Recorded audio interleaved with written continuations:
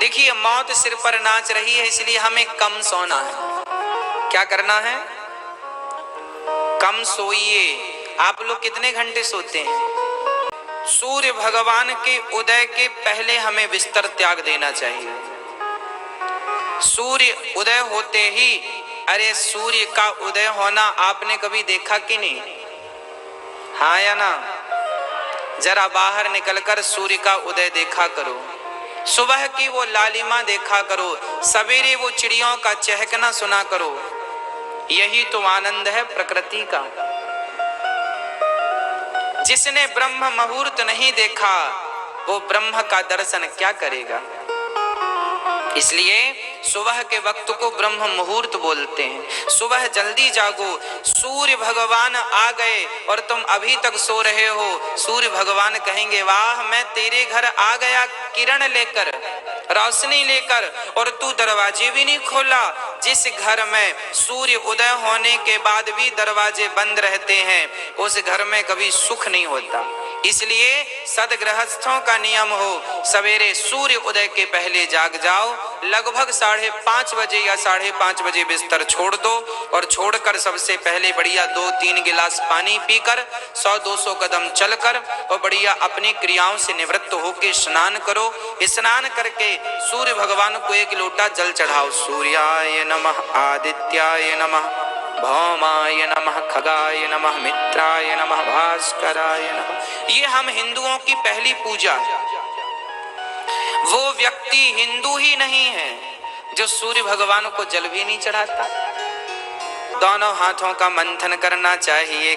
अपने हथेली पर लक्ष्मी माँ का चिंतन करो, माँ सरस्वती का चिंतन करो, माँ भगवान नारायण का चिंतन करो, और पृथ्वी माता को प्रणाम करके अपना दाहिना पैर बाहर करो बिस्तर पर। पृथ्वी माँ से कहो, माँ हम आपके ऊपर दिन रात रहते हैं, आप हमारी माँ हो, हमारे अपराधों को क्षमा करना। पृथ्वी को प्रणाम करो। जागते ही भगवान को धन्यवाद दो, विधाता आज का दिन आपने दिखाया उसके लिए धन्यवाद। रात बहुत बढ़िया बीती उसके लिए। बिस्तर पे बैठे बैठे भगवान को धन्य, हे नाथ मैं आपको कभी भूलूं नहीं, जय श्रीमन नारायण नारायण नारायण कहते हुए बिस्तर से उठो, है ना। गहरी गहरी सांसें लो, सांस भरो, फिर छोड़ो, फिर सांस लो, फिर छोड़ो। शरीर को स्वस्थ भी तो रखना है। भस्त्रिका प्राणायाम सवेरे 20 सांस गहरी गहरी ले लो, छोड़ दो, ले लो, छोड़ दो, ले लो, छोड़ दो, शरीर स्वस्थ रहेगा। और सवेरे पानी पीते हो कि नहीं आप लोग? हाँ, सवेरे कम से कम 4 गिलास पानी पीना चाहिए। 4 नहीं तो 3, 3 नहीं तो कम से कम 2, मैं 1 नहीं कहूंगा, कम से कम 2 गिलास पियो पानी। जरा रात को तांबे के बर्तन में, ताम्र पात्र में पानी भर दो। तांबा जानते ना, लोटा होता हमारे यहाँ तांबे का, उसको साफ करके रात को उसमें बढ़िया शुद्ध जल छान करके भर दो और उसे ढक दो। रात भर उसे उसमें रहने दो। सुबह वही पानी या तो आप थोड़ा उसे गुनगुना कर लें, नहीं तो वैसे ही पी लें। सुबह गुनगुना करके पिएंगे तो बहुत बेस्ट रहेगा। वो पानी, तांबे का जो पानी आप पिएंगे वो बुद्धि बहुत बढ़िया करेगा। खासकर बच्चों को पिलाना चाहिए। जितना पानी आप सवेरे बच्चों को पिलाएंगे तांबे के बर्तन का, बच्चे उतने ही बुद्धिमान बनेंगे, है ना। जो बच्चे सवेरे जितना जल्दी जागेंगे और प्रकृति का आनंद लेंगे, उगते हुए सूर्य का दर्शन करेंगे, वो बच्चे निश्चित बड़े बुद्धिमान होते हैं।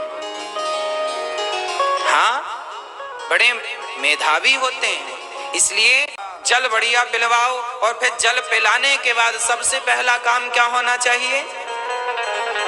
100-200 कदम चलो, है ना। और उसके बाद सीधा स्नान हो, मलमूत्र की क्रियाओं से निवृत्त होकर स्नान हो। स्नान के बाद शुद्ध वस्त्र पहनकर सबसे पहले बच्चों को लोटा भर जल दो। कहो बेटा सूर्य भगवान को चढ़ाओ, चढ़ाओ, चढ़ाओ। बच्चे कहते हैं क्या होगा? अरे वो जो होगा हम बाद में बात करेंगे, अभी चढ़ाओ, सूर्य भगवान का धन्यवाद दो। 1 लोटा जल तो चढ़ा ही सकते हो। एक बच्चे ने हमसे पूछ लिया, महाराज जी सूर्य भगवान को जल क्यों चढ़ाएं? हमने कहा ये बताओ, तुम्हारे घर में लाइट जलती है, बिल देते हो कि नहीं? हाँ, मीटर लगा है, बिल देते हैं। पानी आता है, बिल देते हो कि नहीं? देते हैं। नगर पालिका बिल लेती है पानी का भी। अच्छा, लाइट जलती है तो बिल लगता है। सूर्य भगवान दिन भर अपनी लाइट फ्री में दे रहे हैं, तुमने कोई बिल दिया सूर्य भगवान को? विटामिन डी तुम्हें फ्री में दे रहे हैं, तुमने कोई बिल दिया? अरे भाई, बिल नहीं दे सकते तो लोटा भर जल चढ़ा के धन्यवाद तो दे दो प्रभु। ये धन्यवाद है, ये कृतज्ञता है उस ईश्वर की। क्या है ये? कृतज्ञता है ये।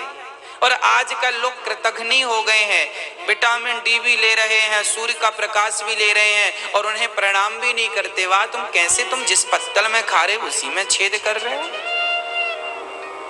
अरे तुमसे अच्छे तो कुत्ते होते हैं, एक रोटी खा के रात भर रखवाली करके चौकीदारी करके रोटी का हिसाब चुकाते हैं, और तुम सूर्य भगवान से प्रकाश लेके धन्यवाद भी नहीं दे रहे हो। यार कैसे व्यक्ति हो तुम? अगले जन्म में भगवान कुत्ता भी नहीं बनाएगा, उससे भी नीचा।